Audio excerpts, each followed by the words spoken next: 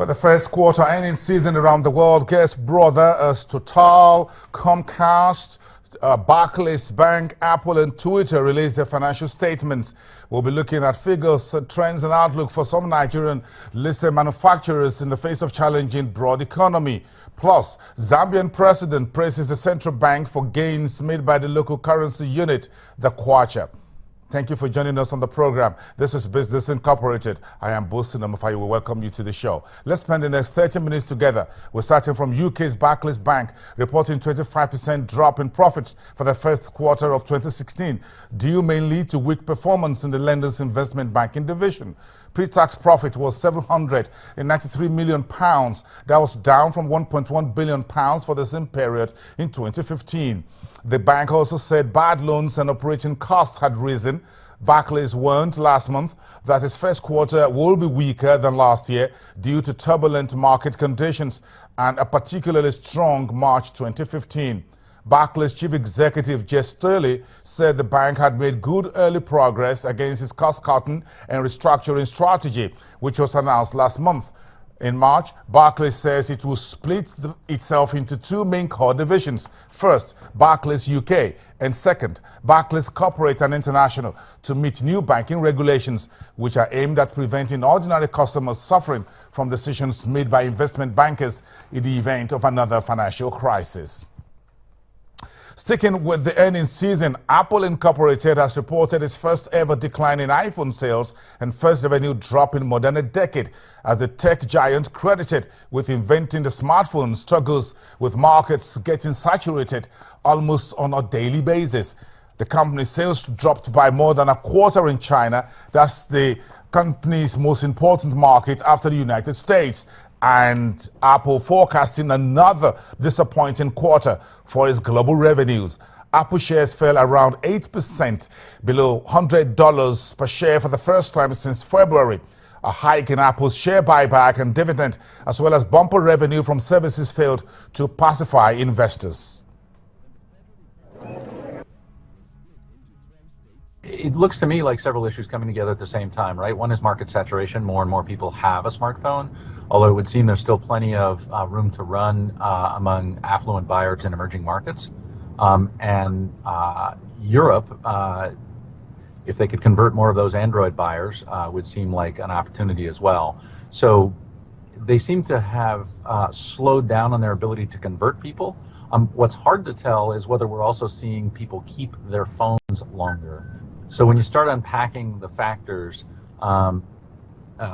market saturation, competition from low-cost phones, and then this question of whether people are keeping their phones longer, it's hard to, I don't think you can say that there's one clear factor, but clearly the dynamics are changing in terms of the volume that they're going to sell every quarter. Yeah, it doesn't look like there is anything that would drive significant growth for Apple from here as they've been behaving. Now, you know, if they came out with a breakthrough product or price, then you might see a change, particularly if it's different than the other smartphone makers in this market. But absent that kind of innovation in price or features, I think we're in a much more gradual and uncertain market. Another technology giant, Twitter, has reported lower than expected revenue for the first quarter, hurt by weaker than expected spending by big advertisers. The 130-word microblogging service forecasts current quarter revenue well below analyst expectations. Twitter's user base grew modestly to 310 million monthly active users in the quarter ended March the 31st from 305 million in the fourth quarter of last year. And that was above analyst expectations. Yet, investors were disappointed by Twitter's revenue miss since outlining a turnaround plan. Twitter has struggled with largely unchanged user growth as its complicated interface makes it less attractive to new users. So, as part of its turnaround plan, the company has emphasized its live offerings, including live commentary and video streaming through its Periscope app aimed at attracting new users. So today is the big day in the U.S. for the Fed decision. Janet Yellen is being closely watched around the world, but again, earnings taking also front seats as we have more companies pushing out their numbers for the first quarter 2015. Let's cross over to Frankfurt Stock Exchange, where some of the big stories today is happening in Germany between Volkswagen and Lufthansa, the German's main carrier. Let's talk to Ulrich Batz, who is DWTV financial correspondent at the Frankfurt Stock Exchange. Ulrich, thank you very much for coming through on the program. We appreciate that. Let's start from the United States. Janet Yellen will decide later today. Does it really matter for the markets and the economy?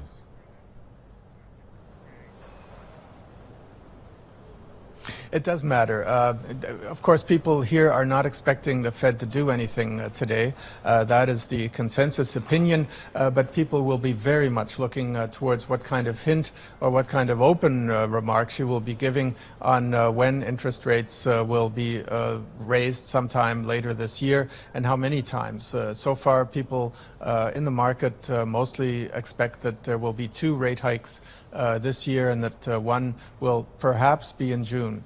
People see the pressure for the Fed to hold tight, that is, not to raise rates somehow now being less pronounced because the oil price has rebounded somewhat from its lows. The financial markets have recovered from that super large turmoil at the beginning of the year. They're much steadier, even though they're not really steady. When you look at the DAX behind me, you can see the kind of nervousness that is there before the release of the statement of the Fed. And if there's anything to surprise investors, that is to say, if the Fed sounds too careful, economic pessimism perhaps, or says, yes, we'll march forward with a steady pace, then that could surprise markets, and that could really then be an issue for tomorrow's markets.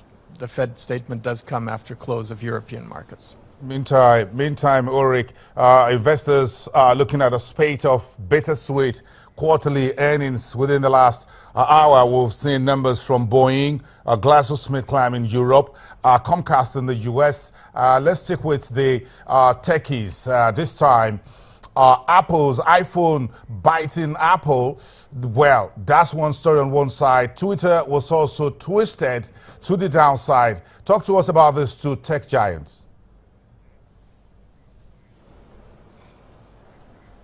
Yes, they're bittersweet stories, more the accent being on the bitter with the techies for certain, because both shares went down after this news, and they continue to be down here in European trading. You can get Apple shares and Twitter shares in European trading pre-Wall Street, and the investors vote as well. That was not what we expected. We don't like what we hear. Apple, of course, declining with the iPhone sales and declining with the profits for the first time in many years. At some time, people expected that, but when it came today, it was a mild shock, and the market is showing it. And of course, the investors are asking themselves, how is Apple going to counter this? They don't see anything in the remarks by CEO Tim Cook to indicate that the company has a solution, has a plan at the moment to introduce that next great product, or a plan to become less reliant on iPhone sales for their results. Twitter, a much smaller company, of course, but also a shock because, sure, revenues were up a little, but the forecasts, they're not looking good. They're sounding way too conservative. People don't see that the company is progressing enough to warrant the current share price. Very interesting. Well, let's wrap up this conversation from homeland Germany. Volkswagen, emission troubles on one hand, Lufthansa in troubled weather with the workers, 80,000 and above passengers and flights affected today. What are investors making of these corporate headlines in the final trading week of April? Ulrich? Yeah, it's not hurting Lufthansa at all. All these flights that are being canceled and the passengers stranded and the costs involved that'll likely cost a few million. People are hoping that this will be a one-off affair with the people from Verdi, the service union that are on strike. But remember, Lufthansa still has its own staff with problems, the pilots and the cabin crew.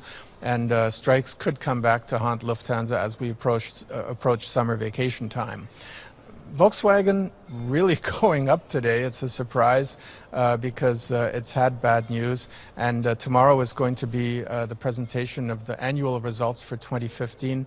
That'll be very interesting. But ahead of this very important date, there was an analyst from a British bank who said, we don't see Volkswagen at the present share price. We see it going up to 160 euros. At the present time, it's around 128 euros. So investors really like that optimism, and they jumped on that. It could be just a thing for the day, though.